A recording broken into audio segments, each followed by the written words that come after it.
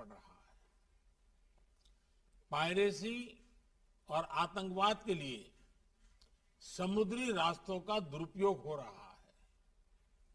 अनेक देशों के बीच मैरीटाइम डिस्प्यूट्स हैं और क्लाइमेट चेंज तथा प्राकृतिक आपदाएं भी मैरीटाइम डोमेन से जुड़े विषय हैं। इस व्यापक संदर्भ में अपनी साझा सामुद्रिक धरोहर के संरक्षण और उपयोग के लिए हमें आपसी समझ और सहयोग का एक फ्रेमवर्क बनाना चाहिए। ऐसा फ्रेमवर्क कोई भी देश अकेले नहीं बना सकता। ये एक साझा प्रयत्न से ही साकार हो सकता है।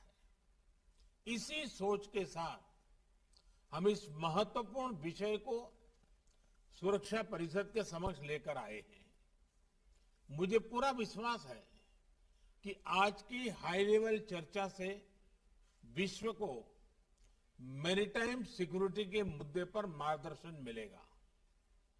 एक्सेलेंसी, इस मंथन को स्ट्रक्चर देने के लिए मैं आपके समक्ष 5 मूलभूत सिद्धांत रखना चाहूंगा। पहला सिद्धांत, हमें मैरीटाइम ट्रेड में बैरियर्स हटाने चाहिए। हम सभी की समृद्धि मैरीटाइम ट्रेड के सक्रिय फ्लो पर निर्भर है। इसमें आई अड़चनें पूरी वैश्विक अर्थव्यवस्था के लिए चुनौती हो सकती है। फ्री मैरीटाइम ट्रेड भारत की सभ्यता के साथ अनादि काल से जुड़ा हुआ है। हजारों वर्ष पहले सिंधु घाटी सभ्यता का लोथल बंदरगाह समुद्री व्यापार से जुड़ा हुआ था। प्राचीन समय के स्वतंत्र मैरीटाइम माहौल में ही भगवान बुद्ध का शांति संदेश विश्व में फैल पाया। आज के संदर्भ में भारत ने इसी खुले और इंक्लूसिव एथोस के आधार पर Sagar, security and growth for all in the region का विजन परिभाषित किया है। इस विजन के जरिए हम अपने क्षेत्र में मैरीटाइम सिक्योरिटी का एक इंक्लूसिव ढांचा बनाना चाहते हैं।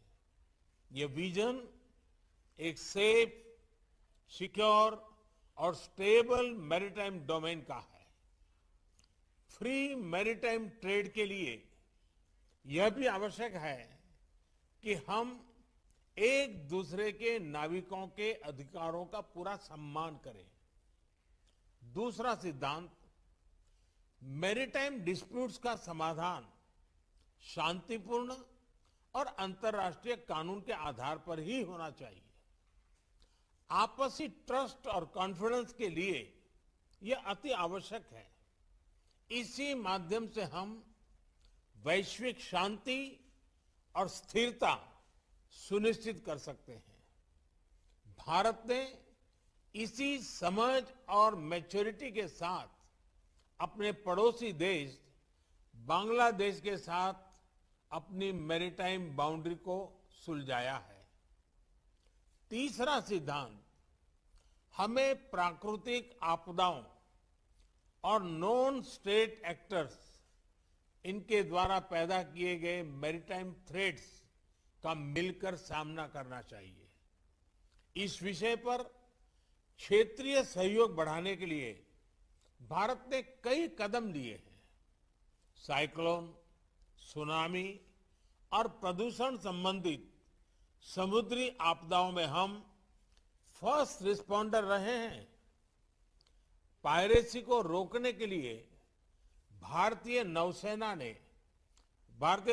में 2008 से हिंद महासागर में पेट्रोलिंग कर रही है।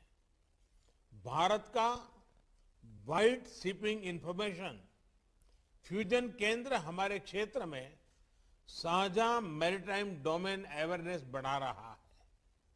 हमने कई देशों को हाइड्रोग्राफिक सर्वे सपोर्ट को और समुद्री सुरक्षा में प्रशिक्षण भी दिया है। हिंद महासागर में भारत की भूमिका एक नेट सिक्योरिटी प्रोवाइडर के रूप में रही है। चौथा सिद्धांत, हमें मैरीटाइम एनवायरनमेंट और मैरीटाइम रिसोर्सेज को संजोकर रखना होगा। जैसा कि हम जानते हैं, ओशन का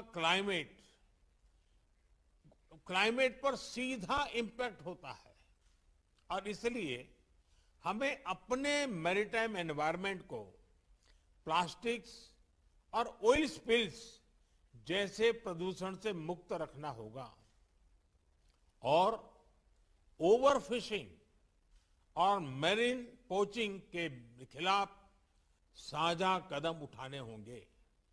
साथ ही हमें ओशन साइंस में भी सहयोग बढ़ाना चाहिए।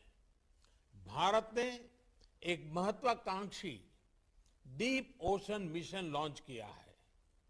हमने सस्टेनेबल फिशिंग को प्रोत्साहन देने के लिए भी कई पहले ली है। पांचवा सिद्धांत, हमें रिस्पॉन्सिबल मैरीटाइम कनेक्टिविटी को प्रोत्साहन देना चाहिए। यह तो स्पष्ट है कि समुद्री व्यापार को बढ़ाने के लिए इंफ्रास्ट्रक्चर का निर्माण आवश्यक है, लेकिन ऐसे इंफ्रास्ट्रक्चर प्रोजेक्ट्स के डेवलपमेंट में देशों की फिस्कल सस्टेनेबिलिटी और एब्सॉर्प्शन कैपेसिटी उसको भी ध्यान में रखना होगा। इसके लिए हमें उचित वैश्विक नॉर्म्स और स्टैंडर्ड्स बनाने चाहिए।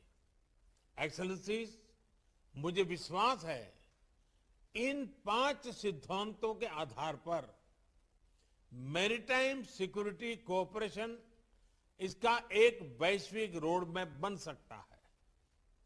आज की ओपन डिबेट की उच्च और सक्रिय भागीदारी यह दिखाती है कि यह विषय सुरक्षा परिषद के सभी सदस्यों के लिए महत्वपूर्ण है।